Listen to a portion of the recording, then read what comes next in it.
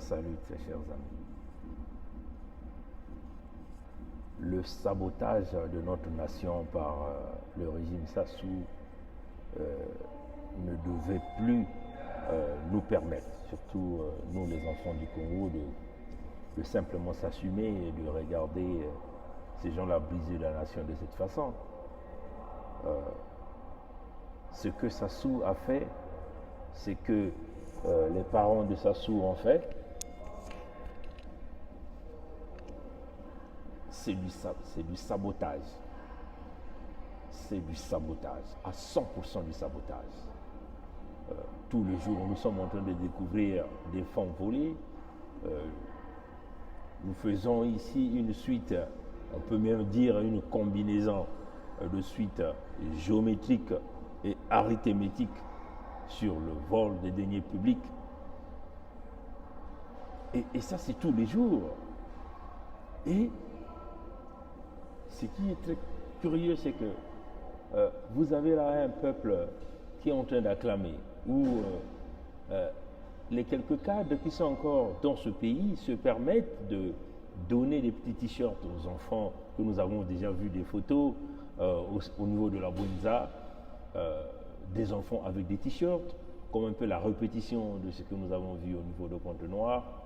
C'est inacceptable, chers amis, face à un sabotage de cette forme.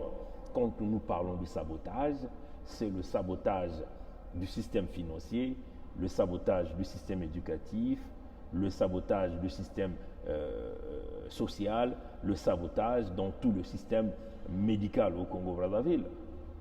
Et il y a encore quelques individus dans ce pays qui pensent que Sassou ou le fils de Sassou, dont nous avons appelé Denis Christel, qui est zaïrois d'un côté, et qui a volé la plus grande partie de l'argent du Congo, le pétrole du Congo dont il a géré pendant des décennies, qu'il a volé une grande partie de l'argent, il y a quand même des Congolais. Même les gens au sein de ce parti politique qu'on appelle ici le PCT sont en train de baisser la culotte pour vouloir laisser l'opportunité à cet enfant pour qu'il continue de mener le Congo dans la dérive totale. Non, chers amis. Nous devons être furieux et nous devons bâtir des stratégies. Les stratégies ici, il ne s'agit plus de s'amuser. Il s'agit maintenant là de toucher véritablement à l'intégrité, aux intégrités de ces individus. Nous avons dit que la dictature est très souvent, un despote est très souvent supporté, un despote est très souvent assis sur 4 piliers, ou 5 piliers, ou 6 piliers. Mais nous connaissons les piliers aujourd'hui qui soutiennent le despote Sassou. Le premier pilier, c'est sa fille, Claudia.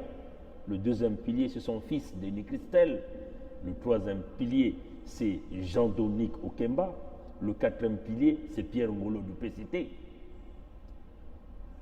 Si nous coupons l'une des colonnes qui supporte le despote Sassou, nous allons commencer à asphyxier, à faire que aujourd'hui le building qui est représenté comme le despote va commencer à se pencher.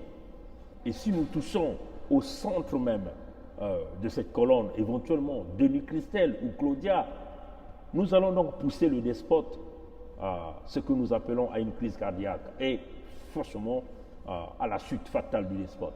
Nous allons accélérer. Voilà pourquoi nous demandons au peuple congolais, l'heure n'est plus à la blague. C'est le moment où nous devons maintenant nous doter de l'armature du guerrier pour pouvoir franchement s'attaquer à ces gens physiquement. Il faut maintenant les confronter physiquement. Il faut les confronter physiquement. C'est cela, chers amis. Il n'y a pas 1000 solutions. Il faut confronter ces gens-là physiquement face aux gens qui ont saboté, qui dans leur plan ont toujours le plan du sabotage généralisé du Congo-Brazzaville. On ne peut pas se permettre de sourire, on ne peut pas se permettre d'acclamer les gens de ce parti politique.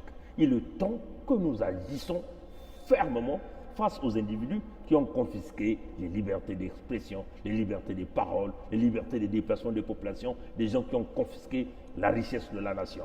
Alors, si nous sommes toujours là en train d'acclamer et nous sommes toujours là en train de penser que ceux-là seront la solution, chers amis, le Congo va reculer 50 ans en arrière. Alors la balle de votre côté, chers amis, s'il y a encore des militaires qui ont des couilles suspendues, excusez-nous de l'expression, parce qu'il y a des moments où il faut parfois appeler les choses par leur nom, s'il y a encore des militaires qui ont vraiment l'esprit républicain, il est temps d'agir.